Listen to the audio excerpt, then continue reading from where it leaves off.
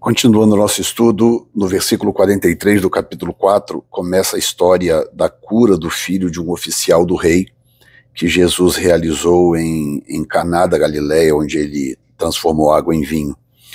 E o texto diz assim, e 2 dias depois partiu dali e foi para a Galileia, porque Jesus mesmo testificou que um profeta não tem honra na sua própria terra. Chegando, pois, a Galileia, os galileus o receberam, porque viram todas as coisas que fizera em Jerusalém no dia da festa, porque também eles tinham ido à festa.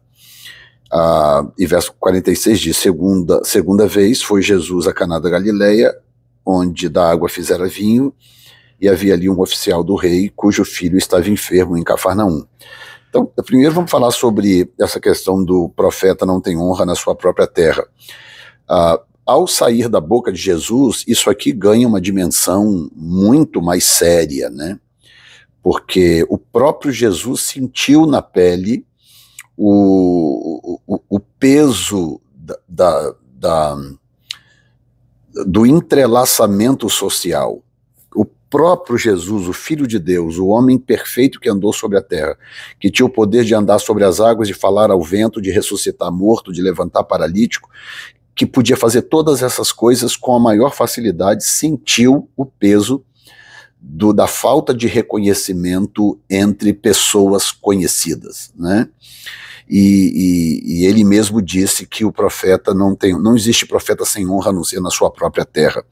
Isso é um fato. Paulo experimentou isso e praticamente todos os demais profetas do Velho Testamento também experimentaram isso e etc. Ou seja, as pessoas acostumam com você, então o seu ministério passa a fazer impacto entre outros, mas menos impacto entre aqueles que te conhecem e que convivem contigo. As pessoas têm dificuldade de conviver com outras pessoas e separar o lado humano do lado divino, do lado ministerial e etc. Isso acontece. Eu vivo a mesma coisa. Aqui onde eu moro, eu sou pastor da igreja local. Eu não sou o realizador do Encontros Sedentos, o idealizador do Projeto Obadias e tal. E aqui as pessoas me enxergam como o pastor local, o pastor Jefferson da igreja local. Sendo assim, não é que Deus não me use aqui, claro, Deus tem me usado, falou com muita gente, transformou a vida de muita gente, e as coisas têm acontecido, mas não na proporção que acontece nas cruzadas, nos eventos, porque é um princípio bíblico que o próprio Jesus reconheceu como sendo verdadeiro. Número 1. Número 2 é que o texto diz, o verso 45 diz que ele chegou a Galileia, né, e que os galileus o receberam porque viram todas as coisas que fizeram em Jerusalém no dia da festa, porque também eles tinham ido à festa. Que festa é esta? Bom, do meu ponto de vista, essa festa deve ser a festa de Hanukkah, que eu citei no capítulo 4. Algumas pessoas dizem que se trata da Páscoa do capítulo 2. Se você ver lá no capítulo 2, tem a primeira Páscoa de Jesus acontecendo, que na verdade foi a primeira festa registrada que Jesus tenha ido depois que voltou do deserto. Mas eu particularmente não creio que seja, por algumas razões. Primeiro, o capítulo 2 está muito longe. Se você lê o texto na sequência, você vai ver que tem dias que vão se passando ali, então não tem como ele chegar aqui no final do capítulo 4 e estar se referindo aqui à festa da Páscoa, porque ele saiu de Jerusalém ele foi andar pela Judéia, e andou pela Judéia, da Judéia ele foi parar em Samaria, e 2 dias depois de Samaria ele partiu para a Galileia. Então tem muita coisa acontecendo nesse relato que não dá para conectar isso com uma próxima Páscoa que vai acontecer no capítulo 6, por exemplo. Então nós estamos no final do 4 e no início do 6 já tem outra Páscoa. Então essa festa que eles estão citando aqui não tem como ser a Páscoa do capítulo 2. Então só pode ser, já que tem uma Páscoa logo no capítulo 6, então só pode ser realmente a festa de Hanukkah, o que justifica Jesus ter dito que vocês dizem que falta 4 meses para a ceifa. Se você contar 4 meses da ceifa para trás, vai dar exatamente no mês de Kislev, que é onde fica a festa de Hanukkah. Então, esta é a proposta mais coerente, né? Já que o texto não diz, né? Não diz necessariamente no capítulo 5, por exemplo, o texto não diz que capítulo 5, não, perdão, o capítulo 4 do versículo 44 não diz o nome da festa de onde ele está vindo, né? Só diz que é uma festa. E, portanto, não tem, do meu ponto de vista, não tem como ser a Páscoa que está lá no capítulo 2, porque logo na frente, no capítulo 5, ele fala de uma nova festa, né? Capítulo 5, que diz assim: depois disso havia uma festa entre os judeus, capítulo 5 já. E no capítulo 6, diz que festa é essa. No capítulo 6, ele diz claramente que essa festa era a Páscoa, a que estava por vir.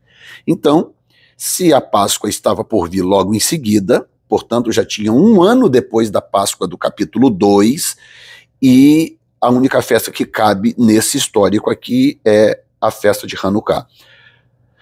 Tá certo? Então, voltando aqui para o capítulo 4, nós temos a sequência que diz assim: e ele chegou em Caná da Galileia, na segunda vez foi Jesus a Caná da Galileia, aí tem uma vírgula e diz: onde da água fizera vinho. E havia ali um oficial do rei, cujo filho estava enfermo em Cafarnaum. O que explica também por que esse oficial do rei, que era um militar, né, que não há razão para esse homem sequer estar seguindo Jesus inicialmente. Né? Ele poderia ser um romano, poderia ser um judeu, esse rei aqui poderia ser o rei Herodes, é claro que poderia ser o rei Herodes, mas de qualquer forma não tem muita justificativa para esse homem estar em busca de Jesus, crer em Jesus e seguir a Jesus, por ser um oficial do rei. Qual é a única justificativa? O milagre transformado em vinho em Caná. Quer dizer, esse homem à procura de Jesus aqui no versículo 46, provavelmente está impressionado com Jesus e está em busca de Jesus, porque Jesus tinha recentemente transformado a água em vinho. Nós estamos ainda no início do livro de João. Então, a transformação da água em vinho tinha acontecido pouco antes daquilo, quer dizer, a coisa não tinha ainda um ano que tinha acontecido, e aquilo havia repercutido por toda a cidade, por toda a região, e agora tem um oficial do rei aqui, que está impressionado com aquilo, e está em busca de Jesus, porque ele sabia que Jesus poderia restaurar o seu servo. Então diz: havia ali um oficial do rei, cujo filho estava enfermo em Cafarnaum. O servo estava em Cafarnaum enfermo, mas a coisa aconteceu em Caná da Galileia, e à distância de Caná da Galileia para Cafarnaum, Jesus curou aquele servo do oficial sem precisar orar pelo menino, sem ter que ir lá em Cafarnaum, e simplesmente com uma palavra muito simples, Jesus diz que o menino, que ele pode ir, versículo 50 diz: disse-lhe Jesus: vai, o teu filho vive. Né? Filho aqui, porque servo e filho, naquela época, tinha palavras parecidas, e o termo filho também era usado para servos muito queridos daquela época. E o homem creu na palavra que Jesus lhe disse e foi. Então, eu não tenho dúvida que a fama que estava correndo de Jesus em Caná, por causa da multiplicação, da transformação da água em vinho, é a justificativa para esse oficial do rei estar em busca de Jesus agora. Portanto, sim, os milagres que Deus faz através da vida de pessoas ficam como testemunho, e aquilo pode facilitar a fé do outro, pode servir como uma espécie de trampolim para ajudar o outro a crer de que Deus pode fazer novamente, né? E aí Jesus diz uma coisa no verso 48 muito interessante, né? Primeiro 47, ouvindo este que Jesus vinha da Judéia para a Galiléia, foi ter com ele e rogou-lhe que descesse e curasse o seu filho, porque já estava à morte, né? E então no verso 48 Jesus diz uma coisa interessante: então Jesus lhe disse: se não virdes sinais e milagres, não crereis. Olha que palavra, eu diria, escandalosa, né? Porque isso me assusta. Jesus está praticamente dizendo que quando a igreja, quando o seu povo se desconecta do poder operador de milagre de Deus, a igreja está perdendo potência, está perdendo poder de influência. Por que muita gente não crê no evangelho, não crê na igreja hoje? Porque a igreja não tem mais poder. Tem muito menos igrejas com poder do que igrejas com poder. Tem igrejas poderosas? Tem, mas elas são minoria. E é isso que Deus quer mudar com um avivamento. Deus quer que a igreja de hoje seja uma igreja poderosa, que tenha mais igrejas poderosas do que menos igrejas poderosas. Então ele está dizendo, se não virdes sinais e milagres, não crereis. Então nós precisamos dos milagres. Nós precisamos dos sinais. Precisamos que Deus volte a operar esses milagres e esses sinais na igreja, para que o mundo olhe e diga, não, realmente é uma coisa anormal acontecendo com esse povo. Esse povo não é normal, como é que essas coisas podem estar acontecendo, né? E aí o verso 49, o oficial então clama de novo, Senhor, por favor, desce, o meu filho vai morrer e tal. E aí Jesus diz, né, vai, o teu filho vive. Liberou uma palavra, né? Uma palavra. Ele não orou pelo menino, ele não fez mandinga, não deu unção com óleo, nada. Ele apenas liberou uma palavra. O que mostra que Jesus operava num nível diferente do que nós conhecemos. Nós operamos pela fé, Jesus não operava pela fé. Jesus operava num nível diferente, numa dimensão diferente, por ser o Filho de Deus e ele viver numa dimensão de absoluto controle das coisas. Ele não precisava operar pela fé, ele operava por um tipo de autoridade que nós desconhecemos hoje. Porque, embora ele nos tenha cedido parte da sua autoridade, ele diz, toda autoridade é me dada no céu e na terra, portanto, ide, fazer discípulo. Em nenhum momento ele disse, olha, toda autoridade me foi dada no céu e na terra, e eu estou dando para vocês também toda autoridade no céu e na terra. Ele nunca disse isso. Ele disse, toda autoridade me foi dada no céu e na terra, portanto, ide. Em outras palavras, vão e confiem em mim, vão e creiam em mim, vão e creiam na autoridade que me foi dada. Mas nós não operamos na mesma dimensão que ele operava. Nós precisamos realmente de uma gama de fé e do dom da fé. Inclusive, existe o dom da fé, existe níveis de fé e existe o dom da fé. O dom da fé foi dado por Deus e é dado por Deus para pessoas que ele escolhe especificamente para operar em níveis de sinais e maravilhas. Esse é o dom da fé. E tem os níveis de fé, né? Que ele também distribui e que ele distribui para a pessoa de acordo com o seu chamado, com o propósito que ele tem com aquela pessoa, tá? Então, Jesus era outro nível, não dá para comparar Jesus com ninguém, não dá para comparar Jesus com Paulo, com Pedro, com quem quer que seja, não dá. Ele só diz, vai, o teu filho vive. Não há uma ponta de dúvida, não há um talvez, eu não sei, será, ele não precisa orar, pai, eu repreendo aquela doença, nada disso, ele só libera uma palavra, vai, o teu filho vive, e quando chega lá, o menino está perfeitamente saudável, porque ao liberar aquela palavra, não tem outro caminho a não ser realmente o menino viver e ficar perfeito. E no verso 51 diz que descendo ele, logo saíram-lhe ao encontro os seus servos e lhe anunciaram dizendo, o teu filho vive. É uma palavra muito poderosa. Eu tenho até dificuldade de descrever isso, para te ser sincero, porque não é uma dimensão que nós operamos, é um outro nível que fica difícil para a gente entender. E verso 53 diz, entendeu, pois, o pai que era aquela hora a mesma em que Jesus lhe disse, o teu filho vive. E creu ele e toda a sua casa. Então, não só Jesus só liberou uma palavra, não precisou orar pelo menino, não precisou fazer nada, dar 3 pulinhos, falar em línguas, nada. Ele liberou uma palavra, vai, o teu filho vive.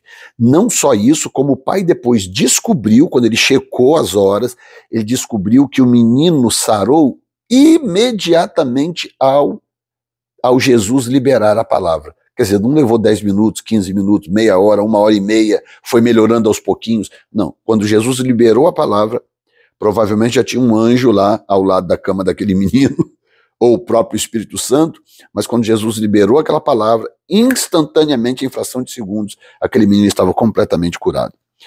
Ok, eu não creio que um outro ser humano seja capaz de operar no mesmo nível que Jesus operava. Apóstolo, mas Jesus disse que depois dele viriam pessoas que fariam obras maiores. Não é disso que eu estou falando.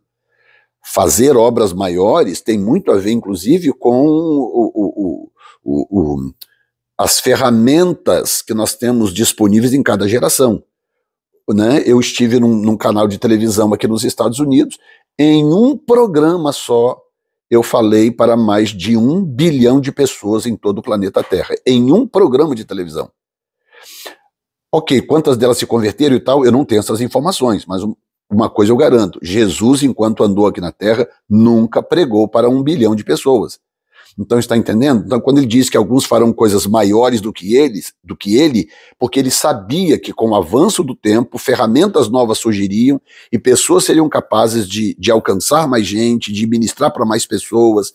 Reinhard Bonnke pregou para milhões de pessoas, Benny Hinn pregou para milhões de pessoas, a Billy Graham pregou para milhões de pessoas. Nesse sentido, mas ninguém nunca operou na dimensão que Jesus operava. Nós temos que nos contentar em crer pela fé de que a autoridade total foi dada a ele e agir a partir da fé, crendo que ao ministrar as pessoas serão curadas, restauradas, salvas e etc. Tá bom? Esse vídeo eu vou numerar como 23, porque eu acabei numerando de ontem como 24, sendo que o anterior era o 22. Então, do 22 eu pulei para o 24. Então eu vou numerar esse 23 para manter a ordem da contagem dos nossos vídeos, tá bom? Deus te abençoe, até o próximo vídeo, se Deus quiser.